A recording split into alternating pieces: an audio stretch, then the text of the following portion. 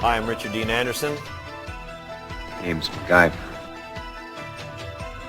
Colonel Jack O'Neill, SG-1. My name is Pratt. Ernest Pratt. I always get a happy, tingly feeling when I see those guys. Name one contract that I failed to execute. MacGyver. Oh, here we go. You're a target. And I don't intend to miss. Over my rotting corpse. I'm sorry, did I say that out loud? Glowing eyes, cliche behavior, evilness, that kind of thing. Is mental illness contagious? You think? You can do anything you want to do if you put your mind. Well, you do have a penchant for pulling brilliant ideas out of your butt. Head. Out of your head when we need them. Oh, stuff's already here. I just find a different way to use it. I like your attitude. Permission to take a team through the Stargate, sir.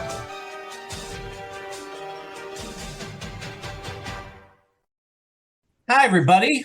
Welcome to the latest episode of the MacGyver podcast. I'm your host, Mac Jackson. And I'm Nathan Shell. Lots of stuff going on. It's been a while since I've been able to do one of these episodes, but it's not from lack of effort on my part. Or lack of want, really. It's just, as life happens, things come up. Sure, but also having so many irons in the fire, and we've heard this before, but I'll tell you, I can catch everybody up on a busy news that's really great. What I try to do for my own self-discipline is do an episode of this, do an episode of the Never Gets Old podcast, and do an episode of the MacGyver SG-1 audio series. The audio series takes time because it has to be written, it has to be performed, and then the worst part is it has to be edited. Yes. Which, all things can take time. If you want to get sick of your own story, record every line 3 times different ways, and then do that. And then you have to go back and add sound effects, and then go back again and then add the right music. It's a production. But on that front, great news. I had written a two-parter and was ready to get it out. And a possibility of a guest voice arose. So it's sent to them. Now, if this pays off, it'll be worth the wait. However, while we're waiting, because I don't want to be a giant pest and hey, because this is all for free. If they say, I don't have time right now, or I don't want, or whatever, great. Now, whatever. So I can make no promises, but if this pays off, it'll be so worth the wait. But I also realize that if I'm waiting, I'm antsy. I gotta put something out. Yeah. People have been waiting a long time since the last episode. And because it's all basically me, so I wrote another one. And I'm happy to say it will be out this week. It's edited, it's all put together. I'm just waiting on some original artwork to be the cover for it. It looks really, really good, the artwork that I've seen, but it needs a little tweaking to be accurate. Right. As one needs from time to time. So that's where we're at. However, like I said, there's the one coming out this week. There's 2 that as soon as I get the guest voice, I can do my part and get those rolling. So it's a 2-parter that's already written, so we don't have to wait as long. Right. And then I have another one in my mind for the next episode. Gotcha. So that's happening. But then what also happens is you have to strike if a guest comes on and is ready to be on. I can't say, I'm sorry, that's not on the schedule for this week. I got to grab them when I can grab them. Oh yeah, absolutely, yeah. There's been some Never Gets Old episodes more frequently than, say, this one, MacGyver one. Yeah. But like Nate said, it's not for lack of want or desire. It's just, this is why we're making this happen now. Yeah. Always still trying to remind Rick to be on, but I'll tell you what I won't do. I will not Shanghai him. Oh yeah, no. Many people have been doing that, and he's kind and he's sweet, and people take advantage. And I will not do that. If I see him at a convention, Yeah. I'm not going to hound him. I mention it. I wait. If it never happens, it never happens. He said he wants to do it, but he forgets. But I will not jump on his back at a convention and say, hey, I need you to record with me. Yeah. It's insincere on my part. I'm not judging others. It's just not what I will do. Yeah. If, And it's not a good look. it's not a good look. It's takes the sincerity out of it. I would rather have a nice rapport with the guy that I admire and have him go, oh, I like him, and never have anything recorded with them than to get something on tape Yeah. and not have the connection. The connection is much more important to me. Case in point, I was supposed to have Mike Nesmith, who is all for being on the Never Gets Old podcast. He became a friend to me, which is bizarre and wonderful and sweet. And he's you hear it in the beginning of the credits for the Never Gets Old podcast, him talking about Never Gets Old podcast. Yeah. He said he wanted to do it, contacted his person, because again, didn't want to be a pest and bother him. They said, oh, he doesn't want to do it right now. Not right now. That was her. That was not him. Because right after it is where you hear the segments where he talks about, yeah, I can't wait to be on. And, so the bad news was he passed away before he could be on. Yeah. However, what I got, which I value so much more, was the friendship and sincere camaraderie with that one. You got a more meaningful connection. Which is much more important than these podcasts. Yeah. Not that we don't appreciate, the people that listen to us, but. I love you people. But as far as, would I rather have a clip of him saying something recorded, or would I rather have the friendship? The friendship is. Yeah. The memories are worth more. Exactly. And to have RDA like me is much more important than a sound clip. Yeah. But that being said, let me think. What else? Oh, friend of the podcast, buddy, who I'm not going to say their name because I don't need people hounding them, sent that to me. Yes, I was gonna say I was waiting for you to show that because I saw the pictures you sent me. That is the parking permit from MacGyver, from their car. That is. It's a good place for it too.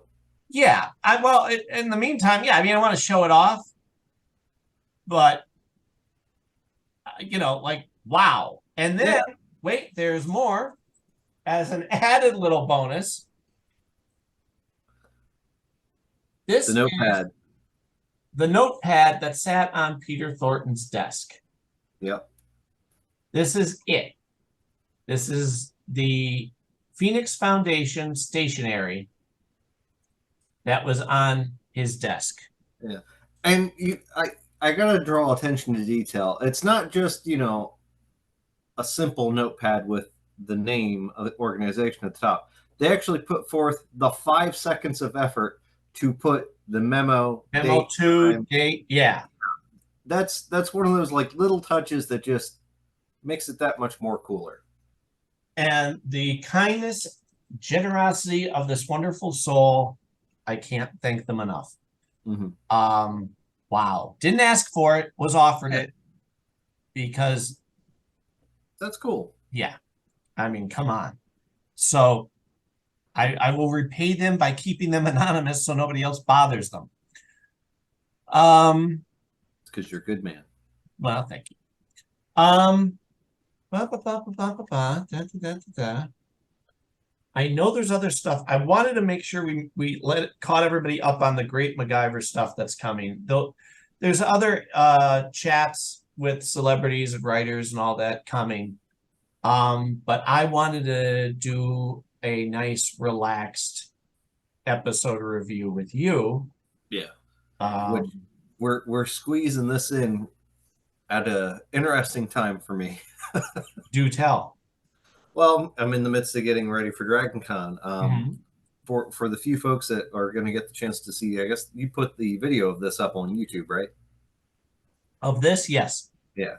So I'm actually sitting here in my pajamas because I'm doing a massive amount of laundry. So one, I don't have to do laundry when I get home, and two, everything that I'm going to be taking with me, I know for sure is going to be nice and clean. But one of the things that I did, and Mac, you'll actually get to see this. Oh yeah. Yep, got to see the pictures. And the cool thing is, because of the new printer that I have, I can do stuff on the back. I, of course, had to do stuff for the Barbie movie. Well, sure, it's hot right now. Yep. And I even did something on the back. Now, these, unfortunately, the holders are a darker color because I ran out. But I got stuff for Ted Lasso. Sure, sure. Stuff on the back. Now, tell everybody what the name of your company is. I am. These are not quite available on commissioncredentials.com yet because it was either get them printed or get them on the website. I got them printed for the convention coming up.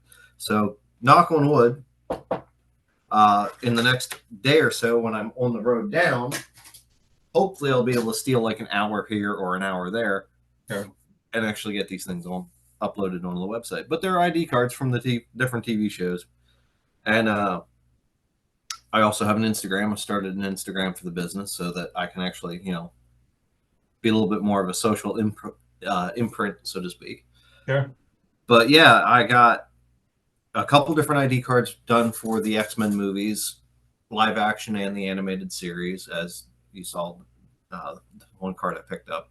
But those are actually a special order from a friend of mine. She'd seen my social media posts and goes, "Hey, I can't find those cards on the website. Can I just order them directly from you and PayPal you the money?" Absolutely, you can. Not a problem. Here, And I even tried to offer her a bit of a discount because, she went about it kind of like a, friend discount, so to speak. And she ended up paying full price for everything anyway. I'm like, all right, I'm not going to argue with you. I offered you a deal. You chose not to take it. But so yeah, I've got those to hand deliver. I have another customer that reached out to me like a week ago that wanted something completely off the wall, a variation of Obi-Wan Kenobi, like tongue in cheek Obi-Wan, OBGYN Kenobi. Yeah. Because I guess they're a doctor, like they actually are a doctor. And I'm like, okay, that's a clever idea. Here you go. Here's the mock-up. Let me know what you like. And they paid me, and I'm going to hand deliver that ID card as well. So it's just nice that, typically right before the convention I'm going to, I always get a slew of, last minute orders that I can hand deliver, Yeah. But so that's what, this upcoming weekend? This upcoming weekend. I actually leave tomorrow. Which is Tuesday. Really? Yeah. To what? Well, Set up? It takes about 13 hours to get down there. Oh, for love of God. Really? Yeah. Where? Hold on. It gets better. I got to check into the hotel tomorrow afternoon around 4 o'clock. I have to check in as a vendor at 6 o'clock to unload everything for the business. Mm-hmm. Once I get that dropped off, all day Thursday, I have to set up my display and wares and whatnot. And then it's Friday, Saturday, Sunday, Monday is how long the actual convention is. And what city is this in? Atlanta, Georgia. Oh, for the love of God. And I'm grateful that it's this weekend and not last weekend because I'm sure it was a chaotic mess with the news that had dropped last Friday. Mugshot. Oh, sheesh. Right. You don't need to convince me having him. Oh, But yeah. Go ahead. But yeah, so it'll be fun. It'll be exciting. I had to get a last minute assistant because the guy that usually goes down with me unfortunately could not make it. His day job is having him go elsewhere in the country. And he's like, yeah, I tried to talk him into postponing it a week, but they wouldn't jive for it. I'm like, that figures. That. Isn't Jess going with you? Oh no, she is. She flies down Friday morning. So about the time I'll be leaving the hotel room to go over to the dealer's area, she'll be coming up off the MARTA, so I can like hook her real quick and we can head over to the. Wow. She's gonna have a long day Friday. She's probably gonna crash real hard Friday night. Well, I hope you make your money back and Oh yeah, I profit. hope so too. You know, that's a lot of work, man. Yeah, well, and even if we weren't vending, I told Jess, I said, even if we weren't vending, I'd still want to go down to Dragon Con because it's an amazing time to see your friends that you don't really get to see that often. Like there are people that I probably don't live that far from them, but I only really get to see them at Dragon Con, which is weird. You travel, halfway across the country to see people that are theoretically in your backyard. Sure. So I thought of a couple other little nuggets. One, actually, you'll appreciate this. Friend of the another podcaster who does one of the hosts of the Quantum Leap podcast, Matt Dale, reached out to me. He had a book back in 2016 all about Quantum Leap. Okay. But it was basically a made to order. You're not going to go to Amazon or go to a store and grab it. He made this. Well, okay. He did an updated. Now he has 3 volumes. He has the original series, which he updated. Okay. And it's like over 780 pages. Jesus. Yeah. And it's updated. So like there's new information or more accurate information. He did an episode of the podcast, the Quantum Leap podcast, where he talks about it. And then he did a volume 2, which is so far, I'm sure this will be amended, the new Quantum Leap edition, which is, Ben Song with that. We only got a season so far.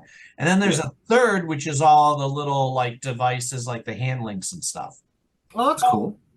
I heard him talk about this and me loving Quantum Leap. I'm like, this seems like a thing. If I was able to buy it digitally, I would have by now. But I said, when this is ready, let me know. So over the weekend, he sent me a thing to say, it's ready. Was it you that wanted one? I'm like, yes. It's $55 American. You cannot go wrong with over a 780 page thick. And considering that it is focused primarily on one subject matter and it's not like interspersed with a bunch of other minutia, that's stuff like, hey, in this episode, that sign behind him? Well, it was used in this movie and like all that stuff. It's new. It's a book of trivia and little known facts and stuff. That's awesome. And for it to be new to me is really what intrigues me, because all the other books and things on Quantum Leap I've read. I know I can, so I'm hungry for new and get into the guts of it. Well, he is even going to put me on the thank you page, which is kind of cool. That's cool. In the book for everyone. Yeah, so that's a nice thing. And our friends at SciTrek, who do basically, they're kind of right now the go-to for the latest gossip on the Stargate franchise, where it's at, what Amazon's doing with it. We were supposed to have the new series and movie announced last month at San Diego Comic-Con. Right. And unfortunately, because of all the strikes going on right now, all of that got put on hold, unfortunately. Right. So you would think, ruh-roh, that's not great for Stargate. However, the latest rumor is they may, because one, they don't want to waste any more time once things get going again. It's better to go with people who know what the heck they're doing and stop trying to reinvent the wheel. They may go to Brad Wright and say, it's yours. we need you. Let's Yeah. do your vision. Yeah, I mean, and that's just the smartest decision they could ever make. I mean, for the love of God, the guy already had it planned. But, you know, the way they described it, because they do these great little 10-minute videos on YouTube of, hi, here's the latest. I don't always listen to the long episodes because it's like three people who all have their own opinions on stuff, and I may agree more with this guy and the other two may not. You know what I mean? Yeah. When you get into people's opinions or their what they like more or whatever, if I know a subject really, really well. Yeah. No, you and I are the same way in that regards. It's hard I don't want to hear Jimmy Joe say, "Oh, that sucked," and I hate, you know, like go do your. I'm not telling you what to feel. I just don't want to hear it because I think you're talking out your rear end, or you know. There's been a couple things recently with that Ahsoka series that dropped last week. A couple people had some interesting thoughts, and the entire time I'm like, had we not seen this, yeah, that would have been interesting, but no, there's no way that could be possible because of this. You either didn't pay attention or you're just trying to be controversial or whatever. And it's the same. I feel the same way when they have those first time listening to this song or first time watching this show. Let's watch this, 20-year-old watch a video of the Beatles or whatever.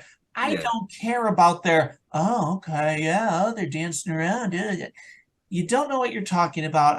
It's not a thing that interests me.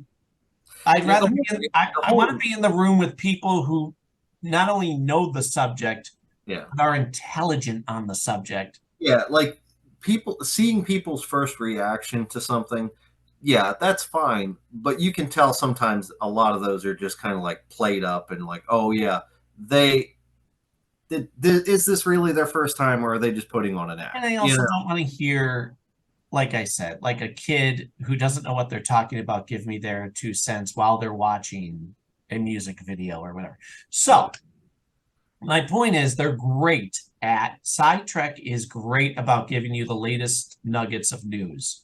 They are smart in the way that they do it too, because they never come off like the experts. They never say this is a sure thing.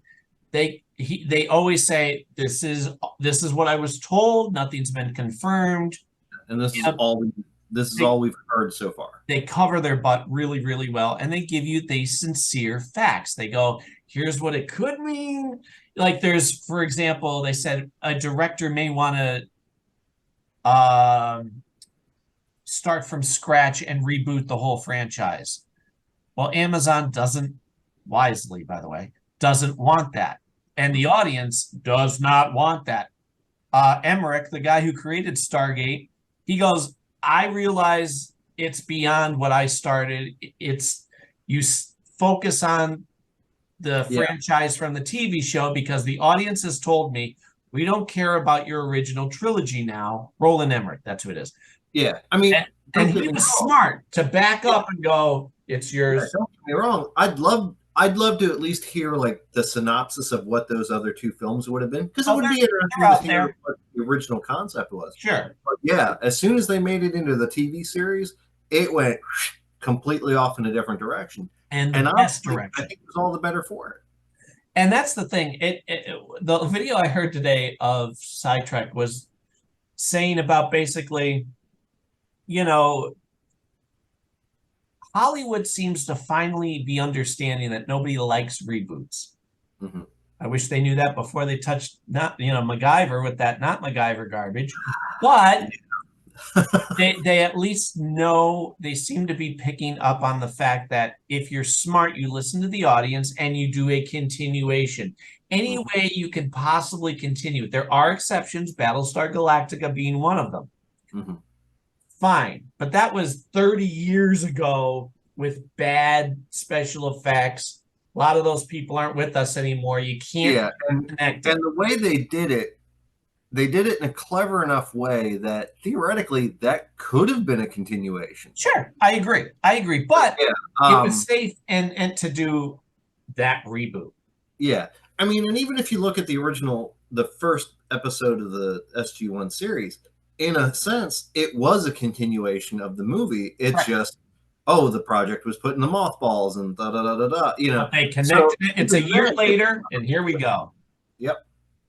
So I mean, that's how you do it. So them saying that really made me feel good, because they said Amazon told the director, we'd rather not do that. We kind of, because you're going to lose the majority of your audience. Yeah.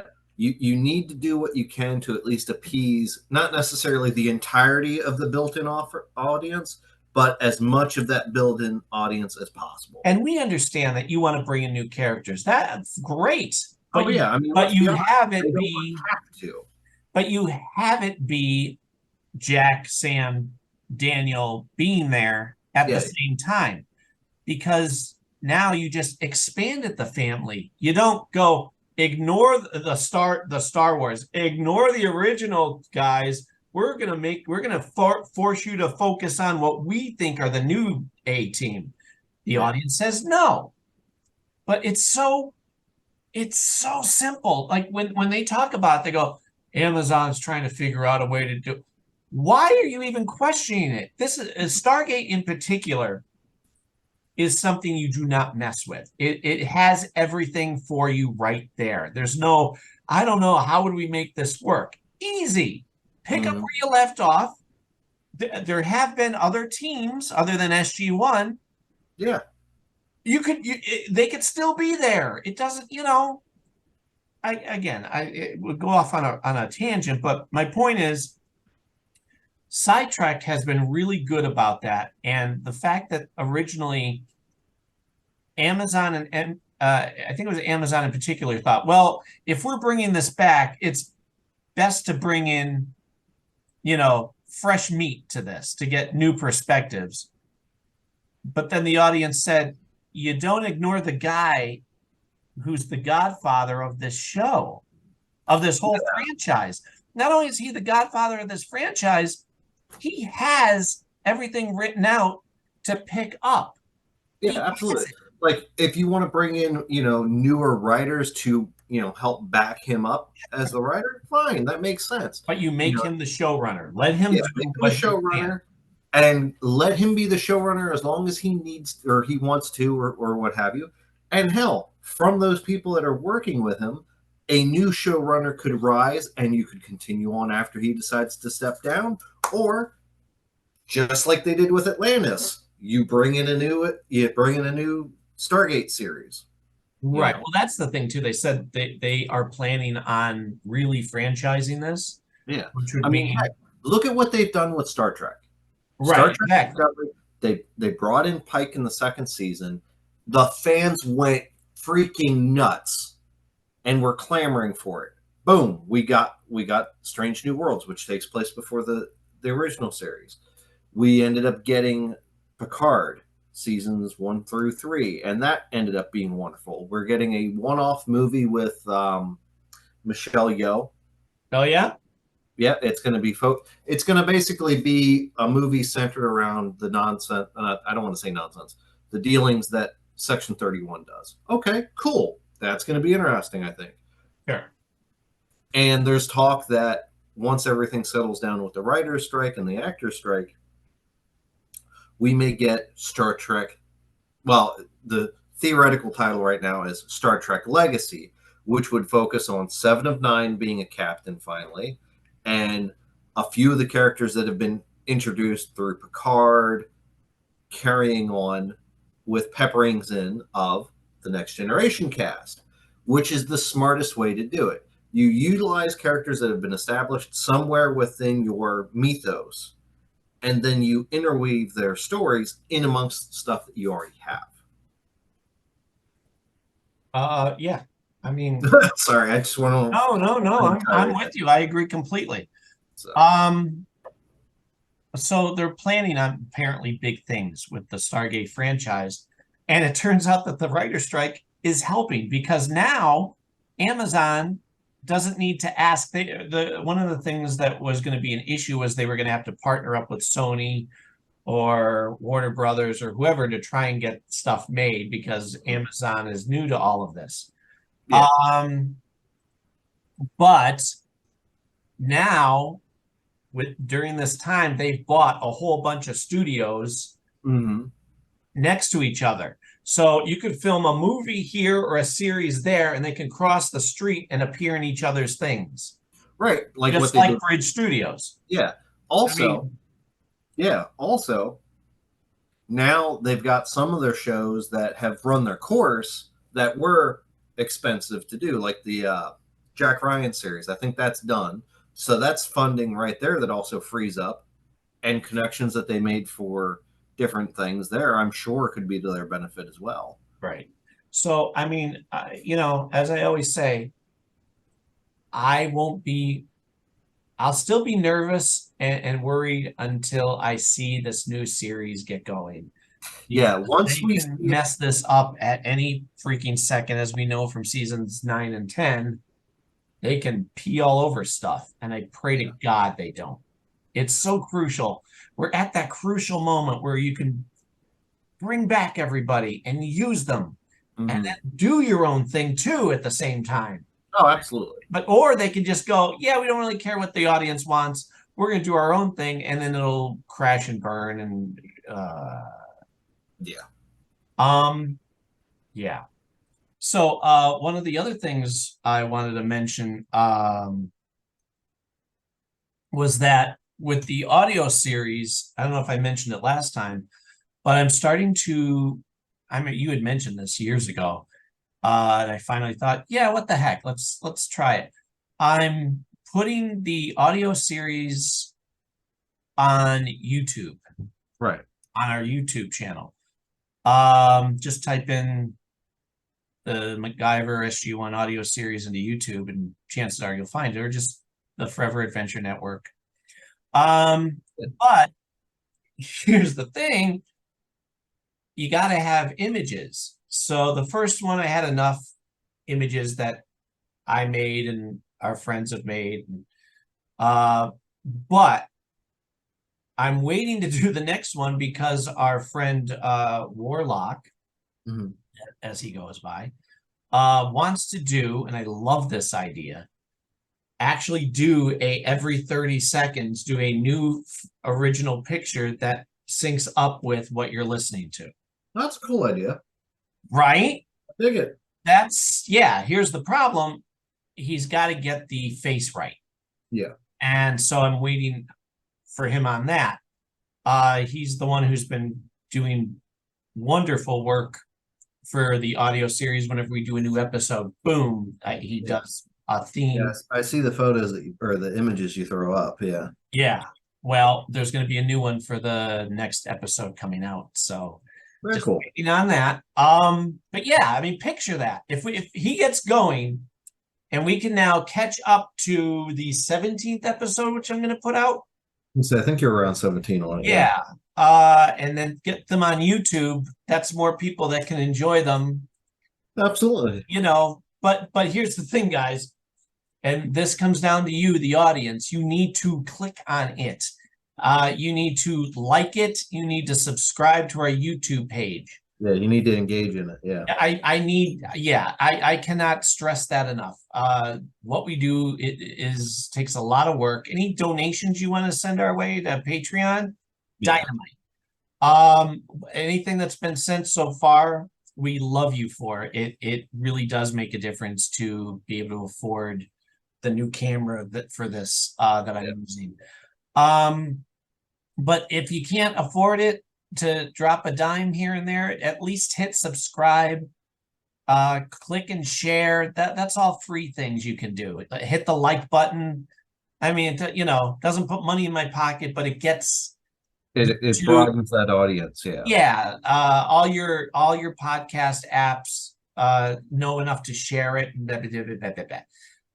So just help us out if you would. That does make a giant word of mouth on social media alone. Just share. It's a click and you're done. Yep. It does help. So please, if you do that, I can guarantee I'll keep putting the episodes out on YouTube and everywhere else I possibly can. So with that in mind, let's get on to our MacGyver episode discussion. We're still in the early stages of season 1. Yes. But this is a big one. That's a pretty good one. This is one where the episode is Deathlock. Mhm. Now, I'm going to go to our friend MacGyver Online. Their website is where I go to get all of my facts straight as far as the director and the synopsis. You could go, here's another great thing about MacGyver Online. There was a guy from Finland, I believe.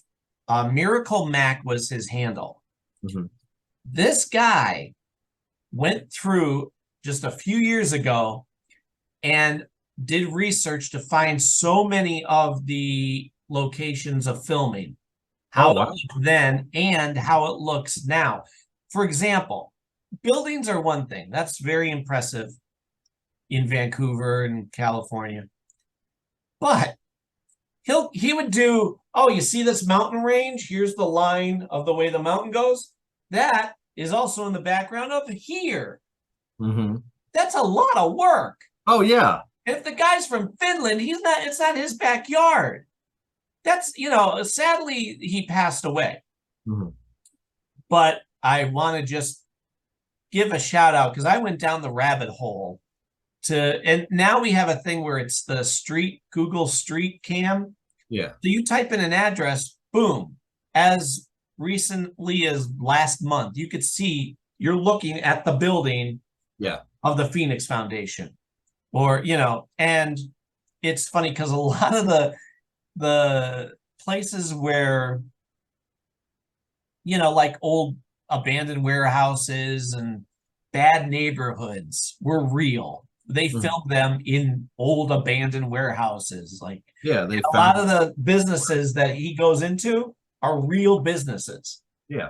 Like they, Mr. Shanghai's food restaurant. That's an actual place. Yeah. Well, you get to see a lot of those warehouses were torn down shortly after that because they were abandoned warehouses. Yeah, abandoned, and they just weren't getting used or repurposed. So they. But what does my heart good is those bad neighborhoods in Vancouver have been fixed up. Either the places have been touched up and remodeled or torn down completely and replaced with like beautiful streets now. But it's so great to actually go, wow, look at that. That building's still there, and that's what it is now. And that's like the some of the labs, the special lab buildings and stuff that we saw outside. You look at the structure outside, it's the Bridge Studios. Oh yeah. Well, the Phoenix Foundation labs were Bridge Studios. Yeah. Outside. I just love that. They're like, why go super far when this looks kind of interesting? It's the same thing. Yeah. And some of the buildings, the interior shots were obviously Bridge Studios. Mm-hmm. But like the marina where the houseboat was, the marina's not even there now. Like they basically got rid of that whole dirt landscape coming down. It's now concrete, and there's like a strip mall shopping kind of thing. But it's a pathway there's a pathway, like a walking trail. Mm-hmm. So you can see where MacGyver's houseboat was because it had moved a little bit throughout the seasons, down a little bit. You could throw a stone and hit it, but you can tell where it was. Completely different, though. It's not the parking lot with the dirt hill and then the wooden, deck. Or dock, I should say. Now it's actually cement steps. Huh. You come down and it looks better. It's sad that that's not there. And like the Challengers, the original Challengers Club, gone because that was an actual Challengers Club. But that that was a train yard behind them, which you can see on camera. And it happened to be one of their old buildings that I guess they donated to Big Brothers Big Sisters. And when they moved to California, back to California, they actually used the Big Brother's location there for like boys and guns. But that building isn't there anymore. It's just barren and open, and I'll have to go down that rabbit hole. I oh, have it's on great. tomorrow, so. I'm telling you, because if you can hit an arrow and walk down the street, across the street from the Challengers Club is the Handlebar, the biker bar that from season 6. A couple doors down is the warehouse where they found Booker hanging. Oh wow. Jeez. And then was used later on with Tough Boys, because when the guy is going down the hall in Tough Boys, you could see where MacGyver, apparently it was an ad lib, punched his fist through the wall. That hole is still there. Oh wow. Yeah, isn't that great? It's amazing. Anyway, besides going down that rabbit hole, let's talk about this episode. Yeah. So, my point is, go to MacGyver online. The opening gambit. MacGyver is sent to East Berlin to retrieve microfilm evidence from the DXS, or for the DXS, and hides in a coffin being delivered across a bridge checkpoint to make his escape by turning his coffin into a jet ski. Now, you could tell the grainy footage was taken from somewhere. Yeah. That was a Michael Caine movie called A Funeral in Berlin, I believe. Not that, I mean, it's just people walking with the coffin. Yeah. And you know, for me, boy, they're kind of asking the audience a lot. Yeah. This is your opening gambit, and it's a lot of not MacGyver walking. They occasionally cut to him in the coffin. Yeah. Okay. And he's doing the voiceover. Yeah, which was very apropos for what was going on. Right. Yeah. With the wall and all. But, you know, it's a lot of, I guess they were going for the tense moment. Will they get across the border? And Yeah. But boy, if I had a nitpick, I don't know. I guess once he hits the water, it's all over anyway. So they had to fill the time. But boy, you're like, Yeah, I mean, throughout the entire episode, my only complaint would be that seemed to be the only real part that was kind of the slow pace that almost felt unnecessary. But as it progresses, it does start to, okay, they're moving him. His people went, got him. Okay, they're on their way back. Oh, wait, I don't understand exactly what they're saying, but it doesn't sound good. Oh, and they're taking him over to the water. It got going fairly quickly once he was in the hands of, his people. So, yeah, I mean, when they're getting caught, so they dump him overboard, throw him off the bridge.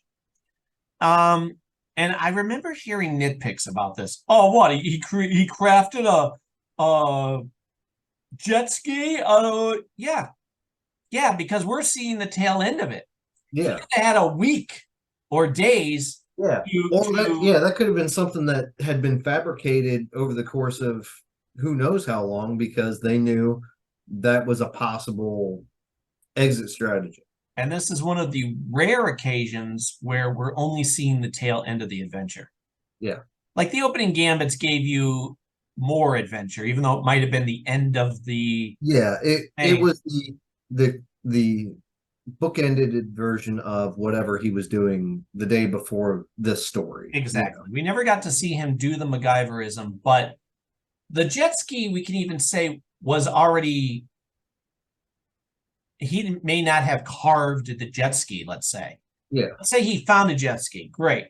But he did make a coffin to work around it, and then create a thing to go beep, and it blows out the sides, and he's able to hop up and now use the jet ski.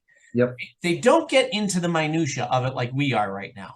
Yeah. But it does leave the room for interpretation. So the people who are like, what, he carved a jet ski? Yeah, people can do that if you have the time. Either he had the time or he grabbed a jet ski and made the coffin around it. Yeah. The impressive thing of the whole thing is the beep, the buttons. The fact that it all worked together.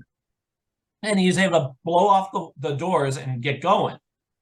So yeah, he hops up, they start shooting at him, and I like that once he's out of range, he does a quick little nee and spins on the jet ski and gives them a salute. A salute. Yeah, when I saw that, I was like, yeah, that tracks. Just little bit of smart assness. Yeah, a little bit of up yours. You didn't get me, neener. And so there's your opening gambit. Fun, but like I said, a little slow in the beginning. It depends a lot on his voiceover to make that work. Yeah, and I think his voiceover with that is what helped make it work. Yeah, Jerry Ludwig was the writer of that. Okay. Cliff Boyle was the director, and for the rest of the episode, it was written by Stephen Kendall, and the director was Alexander Singer, for those who want to know. Now, the main episode, once you come back from the credits, after returning from his East Berlin mission, MacGyver is unexpectedly picked up by government employee Karen Blake and whisked away to the secret DXS safe house, where he finds his friend Pete Thornton waiting for him with cryptanalysis expert Mrs. Chung. Tongue-tied. Ready to start decoding the microfilm from Berlin. So it all ties together. It's not separate. It's the preamble to this portion of the, which is something, because they don't typically, when they would do an opening gambit, it wasn't connected. Yeah, because a lot of times I remember watching the series being like, well, I want to know what happens next with this, or what led to that, and so, we don't get that, unfortunately. Right.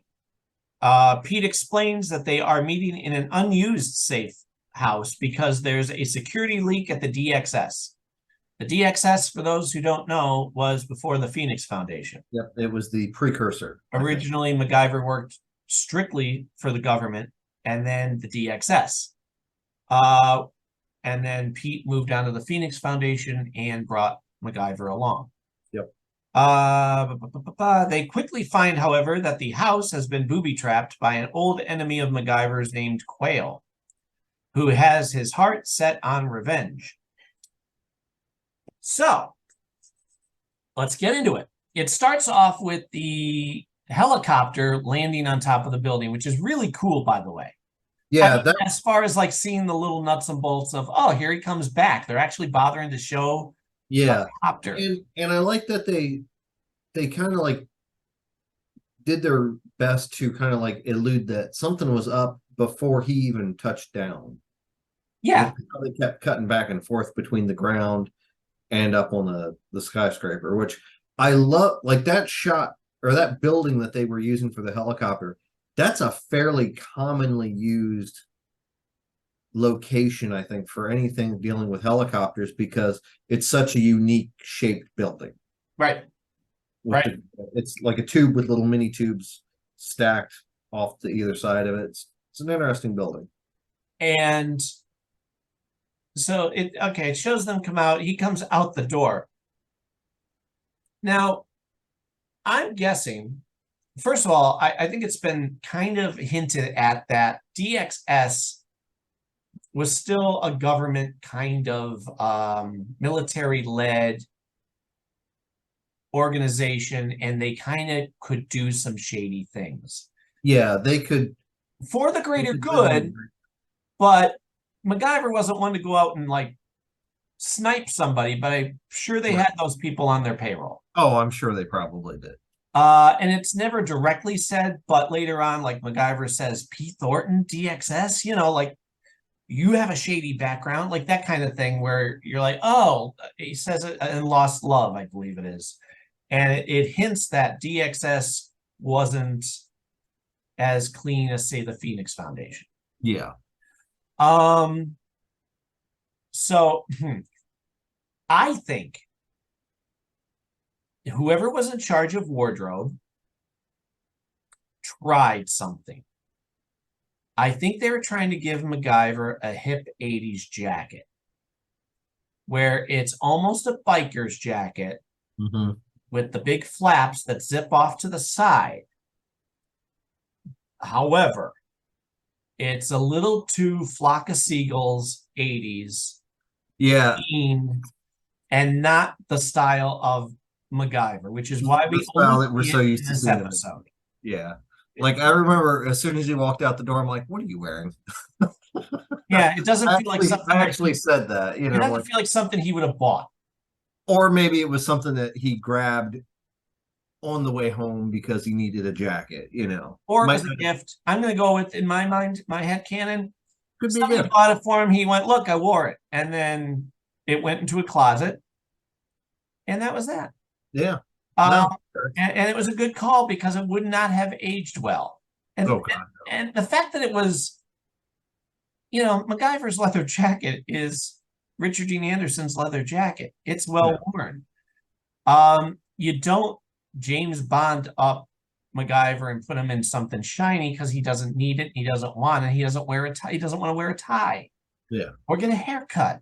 So Yeah. he's not going to want to be like, huh? Look at me. Am I stunning or am I stunning?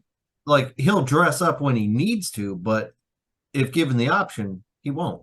Exactly. It's well said. So this jacket was just, and like I said, it had it been a new jacket, that wouldn't have been bad. But the fact that I've never seen a jacket like it before or since. It's a very strange cut. It's an 80s, it's a mid to late 80s. Huh? Flashy, unnecessary, and flashy. Yep. And so he comes out of the building and the car pulls up and it's Karen, who he doesn't know. Yeah. Well, and I love the fact that she does what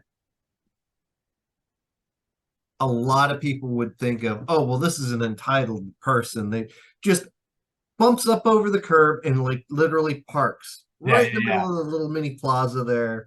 I can hear her voice, baby. Making a spectacle. And it's like, okay, what the heck's going on? And he's looking around, and she says, there's two guys, there's a couple or few hitmen here that are going to kill you. Heavy hitters behind you. Yeah. Yeah. Pete Thornton sent me. Flashes her credentials. How is the major? Actually, he's a colonel, which is a neat little backstory for him. So, and then him to play along and just make her so uncomfortable. Oh, my sweet Lulabelle. Yeah.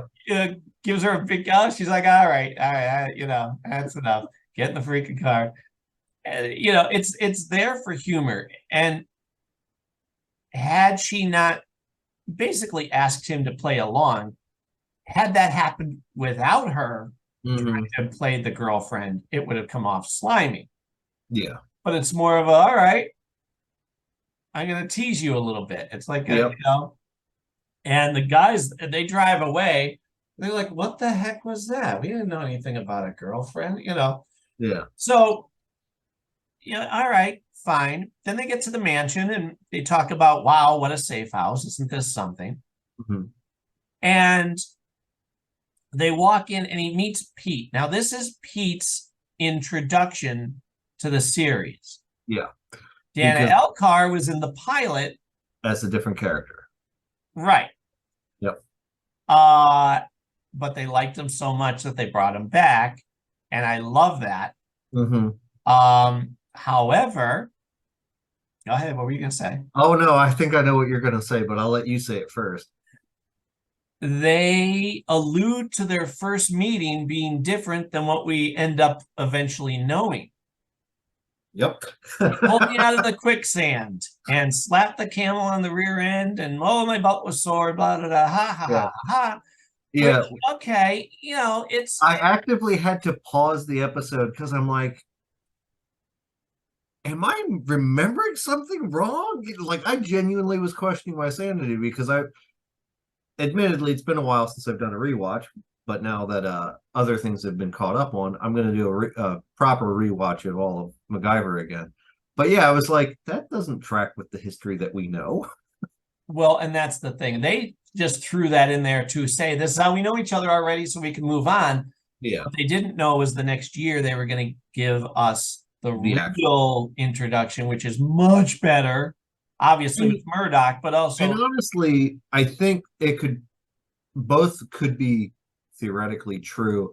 That might have been one of the situations where that was the first time they crossed each other in the field after Mac had been brought into Sure. Theoretically, Sure, maybe. sure. You know how I do it? You know what? My headcanon, how I explain it away. It's their cover story. Yeah. They don't want to talk about Murdoch, or they shouldn't talk about Murdoch. Oh, absolutely. And that very well could be it too. And they know that they're also in a safe house, and they're talking with other agents who could maybe, what if they work for Murdoch's people, who, by the way, whether it was intended or not, Hit is there. Homicide International Trust, the 3 board members in the shadows, which come up multiple times in this series. I love that. I love that too. Even though it wasn't initially planned, there's no reason why that wouldn't be Hit. Yeah. You see them in Silent World, you see them here, and of course you see them in the Murdoch episode. So I mean, this is their first appearance. You go, oh, this, and it makes sense because they would have other hitmen that they deal with. And it would also make sense why they are displeased with Quill, because this is somebody that he was tasked with eliminating and didn't. It was like I feel like this was kind of setting up that he is going to have a Moriarty, so to speak. Yes, I think Quail was Murdoch before Murdoch. I think he was the, let's see how people react to this type of foil. I don't even know if it's that kind of a thing. I don't know if they were planning that far ahead. I think they went, yeah, who knows? We have to bump up the villain to be trouble for MacGyver. So the thing about him being, the spoilers, the whole warehouse we find out is booby trapped. Yeah, the whole mansion is booby trapped. Yeah. By Quail. Now, this is kind of a big episode in the fact that it's not MacGyver among normal people. It's MacGyver in a box set with booby traps. So the stakes have now been raised bigger than they had been before. He doesn't know what's around every corner. It makes MacGyver cautious. No, I was going to say smaller in the dynamic, whereas opposed to before, oh, don't worry, MacGyver has this handled. People just don't understand what they're dealing with. This is a guy who knows MacGyver already and is ready for him, or so he thinks. So now you're going, I remember being a kid and first watching this and going, oh, crap. This guy's not an idiot, and he knows what he's up against, and he's prepared. This is new. Okay, what it gives the audience, besides that, is we get to see an hour-long bunch of MacGyverisms. And you get to watch MacGyver keep his calm. You know, he'll go, oh, crap, this guy knows me and I'm nervous. He's like, all right, I know him too. He likes to talk. You know, it first starts to be something goes goofy with the computer. Quail pops up. And you go, oh, he goes, oh, I know this guy. By the way, not the actor's a great actor. He's been on numerous episodes. We see him again. What were they thinking with the look of him? Yeah. Like I understand they're probably, like you said, a Moriarty kind of a thing. So he's got to have a bad guy look. Yeah. But they practically had him twirling a mustache. Yeah. It was very just, yeah. Great actor. Oh, yeah. Actor. Great villain. I mean, he always plays a good scumbag. Yeah. But the hair and the pencil-thin mustache. Yeah. That like, was dude, an odd choice. You had to be the villain. You couldn't be the guy delivering papers to the neighborhood. Your job was going to always be villain. Yeah. And I think it was one of those where they went, all right, again, not even thinking of Murdoch. I think Murdoch was their next attempt at a Quail. I think they went, okay, here we go. And then somewhere along the way, they probably went, do we bring back Quail? Should we bring Quail back? And somebody probably went, let's, I don't like the look of that. I don't know. Let's try it. Yeah, you know what I mean? Let's try something a little different. Yeah. Yeah. And same along the same lines, but they didn't stick to Quail. However, I would have liked to have seen Quail come back at some point. Oh yeah, Or even if he Well, yeah, teamed up with Murdoch. Imagine that. that could have been really interesting. Oh, I mean, here's a great one. Murdoch, Dr. Zito, and Quail. There's some fun. Now that's a Yeah. two-parter if there's ever a two-parter. Yeah, that would have been a great season finale and season premiere. Yes. Yeah. I'm just, hey, guess what? I write a series. That could happen. Who knows?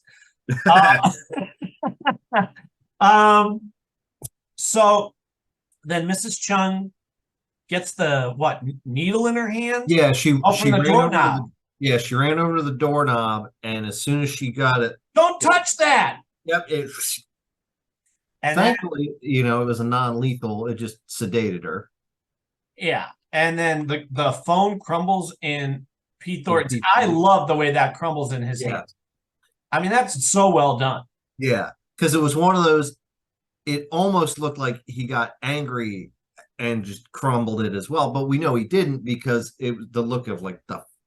Yeah, Dana Elkar's acting is completely underrated, as I've always said, because he was able to pull off hard to do reactions or lines that a lot of people wouldn't be able to do.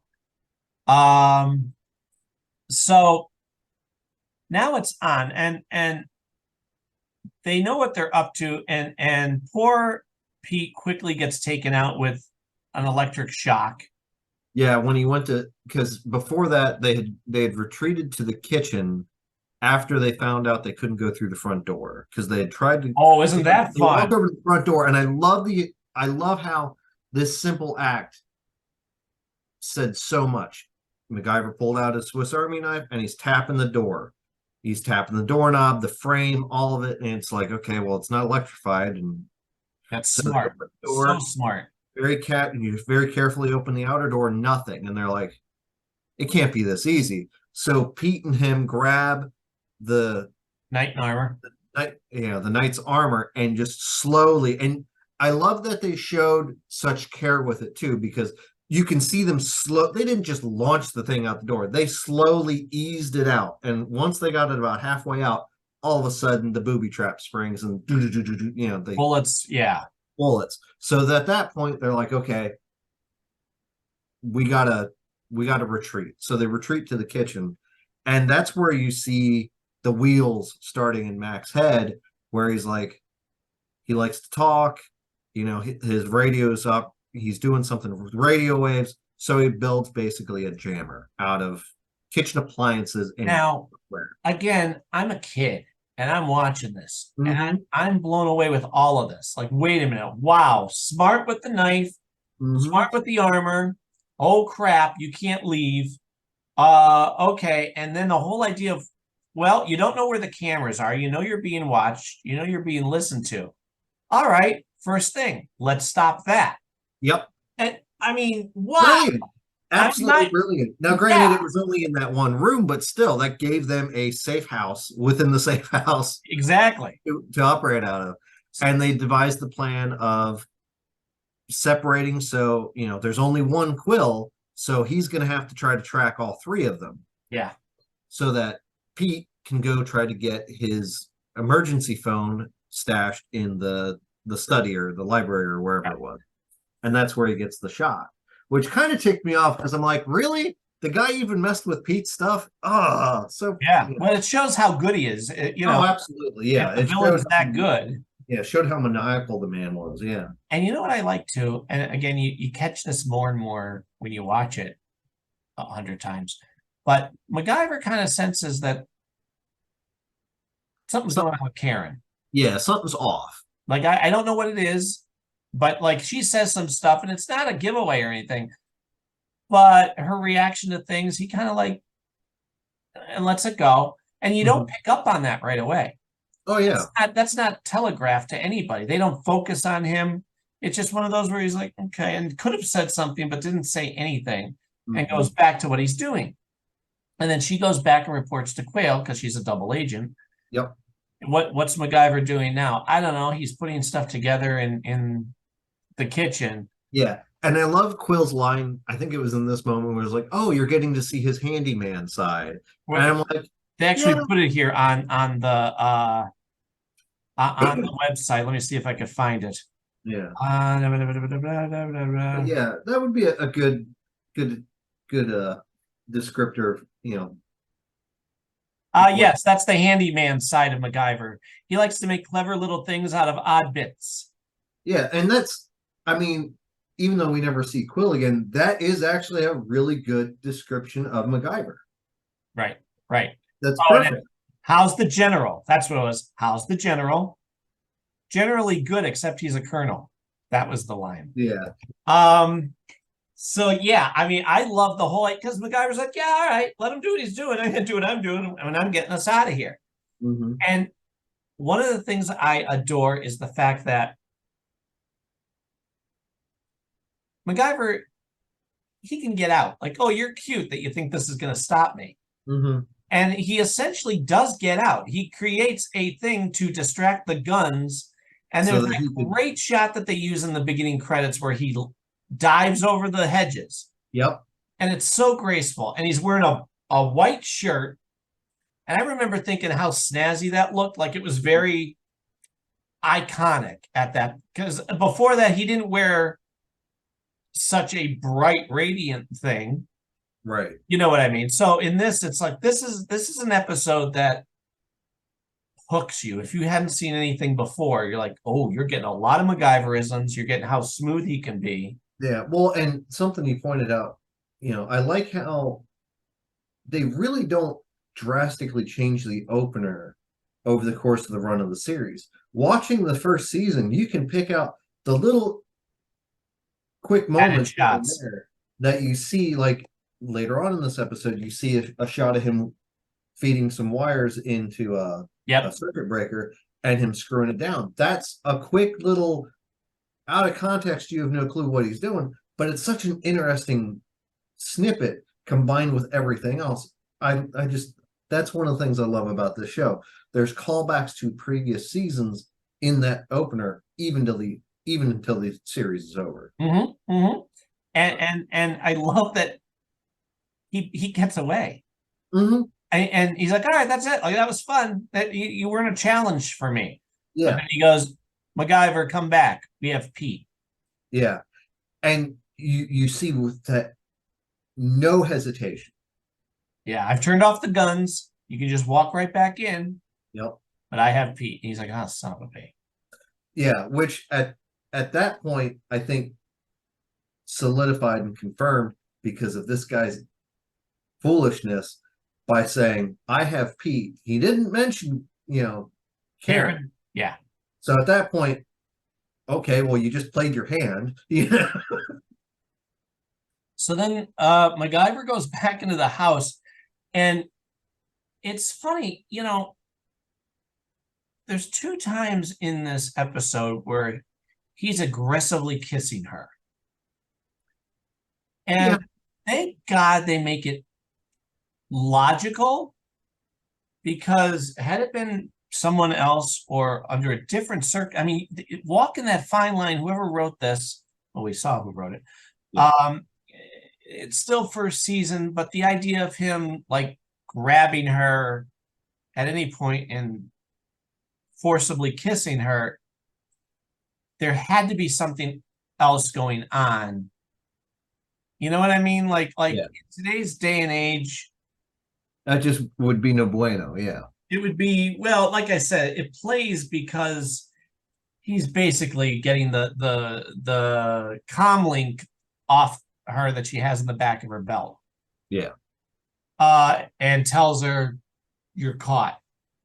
And so she gives the excuse of my brother needs help and Quill's got him or whatever. Yeah. They've got my brother is what she says. Yeah. Okay. Sure. And he kind of gets past that pretty quick for sake of keeping the episode going, I'm sure. Mm-hmm. And he's okay, I get it. I trust you now. You're a victim too. Little thought that goes through my head though when I watch this. There's other episodes. I don't know if it happened yet. It happens a few times coming up where that's bit him. Oh in yeah, the no. trend, because he meets up with someone who we don't see it, Mhm. but I know at the end of what, season 2, I think it is, with the girl, he's like, I don't trust you, I don't like you, I don't want to work with you. And that's happened before, or as I should say after. There's a handful of times where there's something that happened in the past because they betrayed him. Mm-hmm. And Karen could have very easily have been put in that pile. Absolutely, yeah. And I like that they didn't do that. It shows, the better graces of MacGyver's character. He's trusting, but there is a limit to his trusting, as we discover down the line once we cross those, once we cross the paths with those other women. And at one point, it does look like she's going to betray him. Yeah, there towards the end, I'm like, oh, you rat son of I remember watching that when I first did it, or when we first watched it. I'm like, seriously, you're gonna do that to the guy that just, and then it's like, okay, nope, And typically what they do is when that happens, she gets killed. Because the guy who she's like, oh no, I'm really on your side, goes, I don't really care, and guns her down. Yeah. But I'm jumping ahead. So now Quail knows she's been caught and she's siding with MacGyver. Yeah. So then this wacko decides to just start shooting inside the mansion. Yep. The little red dots. Yep. Like, oh crap. Because that means wherever the red dot hits, that's where the bullet's gonna go. Yep. The laser sight. Okay, oh ruh-roh. Yeah. And MacGyver does a great smoke screen. Yep.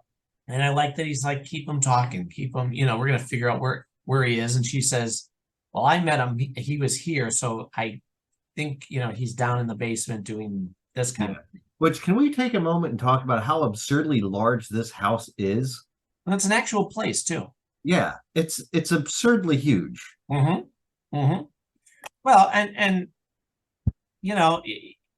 not to go off on a sidetrack, but what do people do that they can afford Places like that? Yeah, I wish I Yeah, did. because I mean, daily I see stuff on the news. Okay, here's a great example. Hershey chocolate. You ever watch that Food That Built America show? Yeah. Excellent show, by the way. Mm-hmm. I mean, you think, who cares? They're going to talk about Twinkies? I don't care about No, they do it so well. Well, one of the things that they did was about Hershey and how it was the guy, Mr. Hershey, who had more money than he knew what to do with, builds a town. Mm-hmm. Hershey, Pennsylvania was built so the workers had a place to live while they worked in his chocolate factory. Yep. And he had hired civil engineers aligned with the military to help build the houses and design them. They were all supposed to be different. There are several houses that still look like almost identical because he didn't want the houses to be cookie cutters. Sure. He didn't want it to be a company town that looks like, oh, this street was designed by this person. This street was designed by this person. He wanted that individuality of it all. But I mean, this guy, my point was, where did the guy get the money? How do people, I mean, you and I work to make ends meet and bust our little heinies. Mm-hmm. And yet there's people who are like, oh yeah, well, I bought another house, or I decided to buy this car, or whatever. And it's on the small side. This guy had money, was determined to have the best chocolate. Mm-hmm. And once he had that, then when, you know what? I'm going to take care of my people. And he did. And not only did he make houses and make a nice life for them, he decides, you know what I'm going to do? I'm going to build a park. Yep. For you people to enjoy. Yep. Designed the park. There was a pool, all kinds of stuff. And this was also during the Depression. He made sure people could eat. Yes. And have a roof over their head during the Great Depression. And then a handful of them stab him in the back and lock themselves in the factory because they demand more. Mhm. Are you out of your mind? This guy gave you everything and is looking out for you. Mhm. I mean, that guy's a hero. That's Yeah. amazing. One of the few, entrepreneurs of their time that wasn't a total scumbag. Well, somebody in the Hershey department must have bought this mansion that MacGyver's in because, wow, you're right. It's giant. Yeah, it's absurdly huge. And a little side note, you can look up Jack O'Neill's house, how it looks today. Mhm. It was on the market, and they like redid. When you'd walk in the front door and there was a wall there before the kitchen, that Mhm. wall's gone. So you walk into where the kitchen is. Okay. If you get a chance, look up Jack O'Neill's house. Okay. And it'll give you the street address, and you can go to like Zillow or whatever the heck it is, Mhm. and they have pictures of the entire house. So you actually get to see most of the house. Nice. Over $2 million for this house. Wow. Yeah. So if I ever won the lottery, I always thought, well, I'm not going to move to. I love his house so much, especially when you see all the extra rooms. Mhm. I just build it. I'd build it here. Yeah. Because my first thought was, well, I'm not going to move to Canada to live in his house. Oh, I could just replicate it if I won $1 billion. Yeah. You win that kind of money, you could have it built. Yeah. But and then it's the same thing with using space wisely. Cindy and I always talk about, we go to people's houses, and when you walk into the front, their living room is 2 stories, Yeah. but it's a big open room. Our first thought is, you just wasted another floor right there. Mhm. You don't need to have a ceiling that you can't reach. Yeah. That's dumb. So Anyway. anyway, so then he does the smoke screen, and they make their way down, and I love that they drive him nuts and basically set him off to make him come find them. Yeah. And he makes the periscope out of the mirror, and he does the water pressure thing, and I love it's something so simple. Mhm. But you know what? If we put a lot of clutter here, he's not going to want to naturally go this way. He's going to want to go that way. Mhm. And that's okay. And that's exactly what happens. Yeah. And actually, then he kicks through it. Remember? Yeah. Yeah. And he almost ends up where he wants him. And I love when MacGyver would do this type of detail. Things don't work out the way I always think of Stan Lee. Stan Lee, when he would write a comic book, he'd say, Spider-Man, I'm going to do this and this and this. And then the next panel would things work out exactly like that. Mhm. MacGyver goes, I want this to happen. And then it doesn't. Yeah. Always. I mean, sometimes it works out, but sometimes, guess what? The guy's 2 feet to the left. Oh, crap. Mhm. That happened again when I just saw it recently. The episode with them, it's where he takes the guys into the camping trip. Oh, yeah, with the murderers. Yeah. And they're up in the tower. He has the thing facing the front door because he expects the guy to come in the front door. Mhm. And all of a sudden, he pops up and bashes the glass off to the side and goes, on your feet, both of you. Yeah. And they're like, oh, that wasn't planned at all. I love that because it doesn't make the bad guys idiots. Yeah. MacGyver has it doesn't never make made them the bad guys do the predictable morons. thing. Yeah, it doesn't make them do the predictable thing either. Right. I mean, because and the law of writing is the smarter your villain is, the better your hero is. Mm-hmm. Like if you write a moron, all right, yeah, so he kicked the crap out of a couple bad guys that were morons. Yeah. Even like when they do that in comedies, you're like, yeah, all right. There's no pizzazz there. You're going for humor and not the danger. Well, MacGyver has had a lot of not even big villains, just random guys who are not idiots. You go, oh, okay. Mm-hmm. Like The Road Not Taken is a great episode. Him and Pete see 2 of their exes. Pete's is a nun, and MacGyver's ex-girlfriend is studying to be a nun.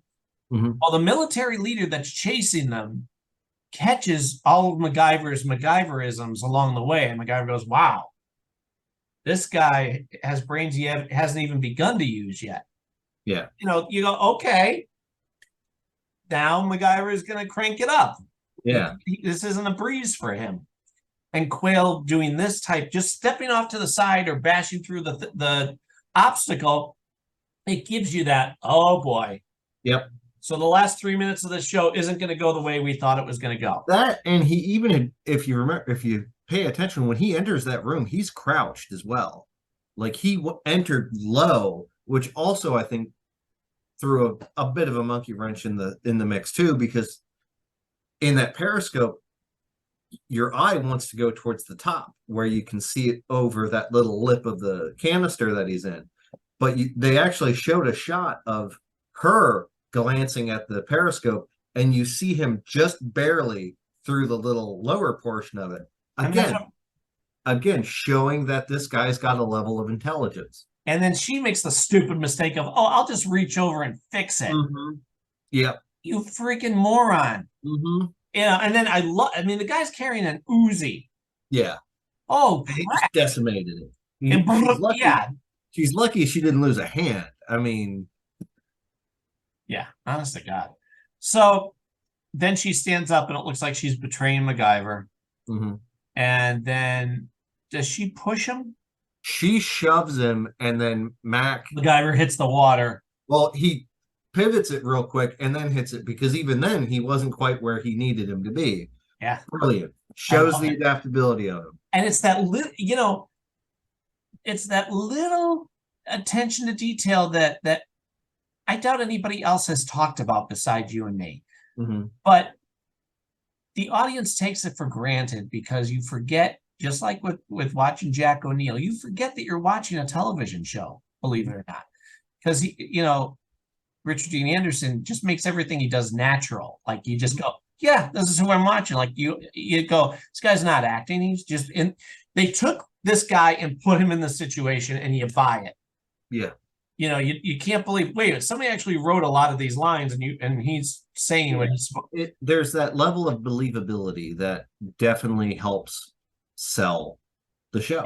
And the decisions that I'm sure were made on the spot, like, don't have him be where he was supposed to be. Yeah. Have him turn the nozzle before he pulls the thing. It makes a difference, which is why I love to get the writers and producers on to tell them those little things you did make a difference. Yeah. And then it wraps up. Pete's fine. The little crispy. Yeah. The lady that was the crypto analyzer, Mrs. Chung. Yep, she turned out to be okay. Yeah, well, and it's funny too because she goes, "All right, yeah, what were we talking about?" Like she thought she didn't miss any time. Yeah, and they all have a little chuckle. But one of the things too, remember the food that they put out for him? You can't eat that. No, it was probably poisoned. All of it, yeah. Right? I mean, every time I watch that episode, he goes, "Yeah, what's for lunch? I'm hungry." And then that's when everything goes to crap. And I'm thinking, well, he's still hungry. Like, there's all this table full of food, which I know I would have loved to try. And he, it's just a little thing. Every time I watch it, I'm like, oh, he still hasn't eaten. Yeah, it's that, he probably stopped off to get like a burger or slice of pizza or something after all that. Afterwards, he's like, all right, I'm going somewhere where it's safe. Yeah. Like a Taco Bell. I don't know if it's safe at a Taco Bell. And that's the episode. Yeah. So a heck of an episode. This is where things cranked up a little more than they had before. Yeah. And it really, I think, this is where you're really starting to see the groundwork of like what to expect from the show moving forward. You have the couple episodes, the sporadic episodes where it's Mac doing his own thing, helping whomever crosses his path. But then you also seeing him work with who will be his boss through the Phoenix Foundation. And that I've said this before. One of the nitpicks I had in the later seasons was we didn't get to see him on the job more. It was always him being in the wrong place at the wrong time. Okay, but how often can you do that? Which is fine, but yeah, you need that. Put him on a mission. Yeah. You know, the most we would see would be him with the episode The Gun. He's helping out at the Challengers Club about recycling. Like, Yeah. Let him do his job. Let's see him on a mission. Give us a little, which when they did that with the Holy Rose, Legend of the Holy Rose, the first half of that whole episode, 20 minutes or so, is him on a mission. Yeah. And I remember thinking when I first saw that, I'm like, thank you, because by that point, we weren't seeing him on a mission. Yeah. And so I was like, yes, thank you. Great. That was such a neat episode within an episode. Like you got an episode and a half there. That was amazing. So we will do another one of these. Here's the thing. It's so funny too. I love all the episodes. However, we're still at the beginning. Yeah. We're still, this first season they're still figuring out their footing with him. Yeah, and they're really honing in on the formula they want to run with. I think this is and we'll find out in the future.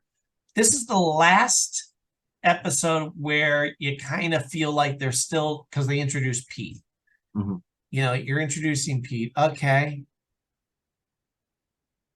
It feels like you're still on your beginning steps of finding where you need to go. Yeah. You know what I mean? And eventually it's going to be that, okay, we don't need to start from the beginning. We're not starting with baby steps now. We're going, we're rolling. Yeah. I got a new friend of ours, to start watching Stargate. Okay. Which is what I do. But I always tell people, listen, the first season is a setup season. We've talked about this. You and I have talked about this. Yeah. Just let me say it, because this is what I told her. Mm-hmm. I said, it's going to be very much like original Star Trek. They go through the gate, they do their thing, and then they go home. That's your episode for most of the first season. They're great episodes. I'm not complaining, but I remember saying something else better happen. Otherwise, it's going to become repetitive and predictable. And sure enough, by the end of the first season, they up the ante. Right. And the rest is history. Well, she wrote back and said, yeah, I'm liking it. I'm not loving it. I'm like, what episode are you on? And she saw the Broken Divide. I said, you're still way early on. Yeah, it's great. That's a heck of an episode, but do you feel the Star Trek-ness? She goes, yeah. I said, it'll change. Stick with it. You'll be thankful. And it's funny, like watching it, you almost don't realize that it changes until you like look back and think, yes, oh wait, wow, no, they did a slow dial up, and then like in the first season, the team still feels like they're getting to know each other. Mm-hmm. They don't feel like family yet. There haven't been the trials and tribulations that will happen. Yeah. And after the end of the first season into the second season, now you really get it. Now they're family. Now they're comfortable with each other. Now they know that they're a team and they can count on each other, and et cetera, et cetera, et cetera. And that's where I'm trying to tell her, stick with it, relax. This isn't going to be as predictable as you think. Whereas I have other friends that Cindy and I have come to the understanding after 20 years, we're done trying to share good things with them, because they only watch 2 episodes of something and they're done. They judge it by that and they're done. They did it with the new Quantum Leap. They didn't even give Stargate a real try. Yeah. And for our own sanity, we went, you know what? We just won't share that wonderful stuff with you anymore. Yeah. And that's for us to change, not for them to change. They're stuck in their ways, but I'm not going to waste my time anymore caring. Because if I love something and I care about you, hi, Chicago PD. Yeah. I want to introduce you to this great thing, because I want you to enjoy what I enjoy and feel what I feel. And it's about love. It's not about By the way, I am not okay with how they almost implied they were going to end season 10. I'm trying to remember. I don't know where you're at. Season 10, the season that just ended. Are you all caught up? I am caught up. Good man. Told you. And like I'm watching it and I'm like, oh shit, they're really going there with Adam. Like they are showing it. Like I liked how this season had like an A story, a B story, and a C story interwoven throughout the season, which I hope they continue that formula, because Yeah. just as you're like, okay, I'm getting kind of bored with this little plot, we're working on this one as well. Yep. Oh, you're getting bored with that? We're going to go back to A. Oh, we're going to go to C. And then, I like that, because to me, that feels realistic with what would happen at a police district. You've got all these things going on. But yeah, having Adam go through what he went through, because I don't want to spoil anything, it's relatively recent, but having Adam going through what he went through, interlacing everything that Kevin Atwater's been dealing with, with racism and whatnot. And I love one of the final shots we see is Kevin having to take out a perp, and then the sheer hatred, disdain that the little, the kid had after this. Wow. Yeah. Yep. It's heavy stuff. Yeah. And that compiled with realistically what this kid did to Adam. But do you see what I'm saying? Like, this is why I wanted you to watch this, because I knew it was good. Right? Not only would you appreciate it, but wow, like it keeps giving. Yeah. And I liked how they kind of like gave you a precursor to Kim and Adam's relationship early on. We saw this thing develop, and it's like, wow, okay. Yeah, maybe she finally cut the crap and was good to him. Yeah. And it shows real life trauma that they're going through with, surviving the crap that they've been through. Yep. I love how, the fight for the child, for that Mika, I think her name is. Michaela. Yeah. I love how, she fought to have this girl in her life, and that woman is her mother. I mean, no ifs, ands, or buts. Wonderfully done. And I like how Hank is still navigating the world, how he navigates it, but he's also realizing that those people that he has close to his heart aren't willing to let him shoulder that burden himself. There are times what he'll say, and when he's there for someone, that'll make me tear up. Yeah. Because he is such a son of a babe most of the time. Yeah. But then he's like, I'm here for you. Yeah. Absolutely wonderful. And it hurt when he lost his buddy Alvin. Oh yeah. Yeah. And it was unceremonious too. Yeah. It was like, oh no, it'll be fine. Oh, he's not. Oh shit. Yeah. That was wonderfully done. And yeah, I'm eager to see what I like how when they introduce new characters, it's not, they're part of the team right away. Dominic, I think the guy's name, or Dante. The new guy. Yeah, the new guy. I'm intrigued by him because they introduced him late last season. Yeah. And then didn't have him in right away at the beginning of this season. They just like, okay, he's getting his feet back in, and wonderful. Absolutely wonderful. And I like his character because none of the characters are cookie cutter. Right. Predictable. They're not predictable. Yeah. Wonderful. Well, you are exactly the right. You are responding the way I would dream people would when someone gives you a suggestion. Absolutely. If I give somebody a freaking suggestion of something to listen to or watch, it's not for my glory. It's because there's something about that show that you think they'll enjoy. And I want to give you that wonderful feeling that I have from this whatever. Yeah. You handle it right, and you listen to my advice. Yeah. And it's paid off. Yeah, I figured I would give it the first season, and if I was intrigued enough after the first season, I'd continue with it. And I did. Yes, you did. And it was funny, I'm watching it because, I'd get home from work, I'd watch an episode or two before Jess gets home. Jess would get home, we'd watch TV together during the summer, she'd go to bed, I'd watch another episode or two. So, I was going through, once I got into that routine, I was going through episodes really quick. And when I'd be working on card designs and stuff, I would bring my laptop, set it right in front of the TV so that I could see the TV in the background so I can still pay attention and glance down at what I'm doing. And there'd be a lot of times where I'd just be like, okay, the laptop's going over here. And my full attention because just some intense stuff was going on. Yep. Yeah, absolutely phenomenal. And I'm looking forward to whenever it gets back because of everything going on. Me too. And I liked how the crossover episodes they did previously on Chicago Fire or Chicago Med. Yep. And highlights, boom, here's your episode. Yeah. And you don't need to go back and rewatch the other episodes because, not that they're not necessary, but you don't need to play catch up then. And I like how, now that I didn't notice they do it in the later seasons, but early on, periodically, they would have crossovers with Law and Order. Yes. I liked that. Me too. Love it. Love it. Really Love cool. it. All right. We're going to let people go because we this is not MacGyver related, but it's still an excellent show. And please, everybody, go to the Forever Adventure Network. Go to YouTube. Like, subscribe, contribute if you'd like through Patreon. I do blogs on there.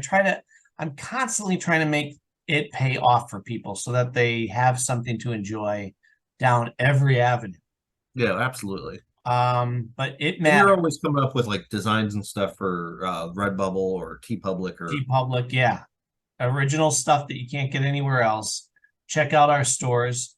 And the great thing about TeePublic and Redbubble, they have sales like every week or two. I was gonna say, I feel like it's every other week. Like you get 35% off everything. Okay, you want a sticker? It's less than $1. I have a great person on Twitter, and you know who you are, who is hungry for new art because she goes in and gets the postcards. Mm-hmm. She'll either get a sticker or she'll get postcards of the original art. She loves it.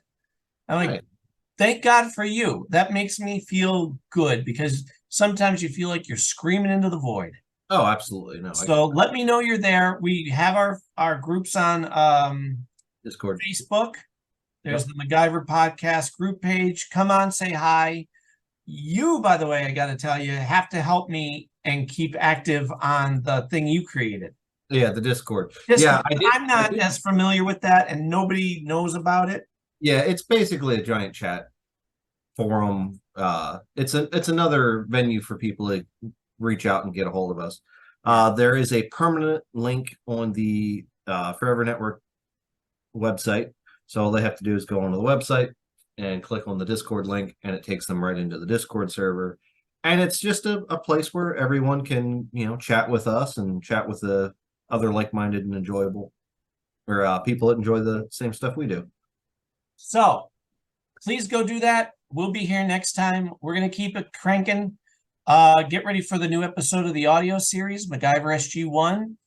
Yep. Big things happening all around. And remember,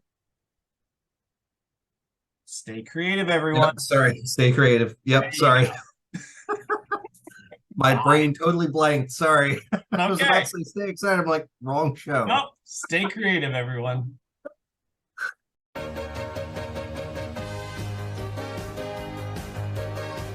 The MacGyver podcast is part of the Forever Adventure Network and made possible by donations to the Forever Adventure Network by Mac Jackson on Patreon.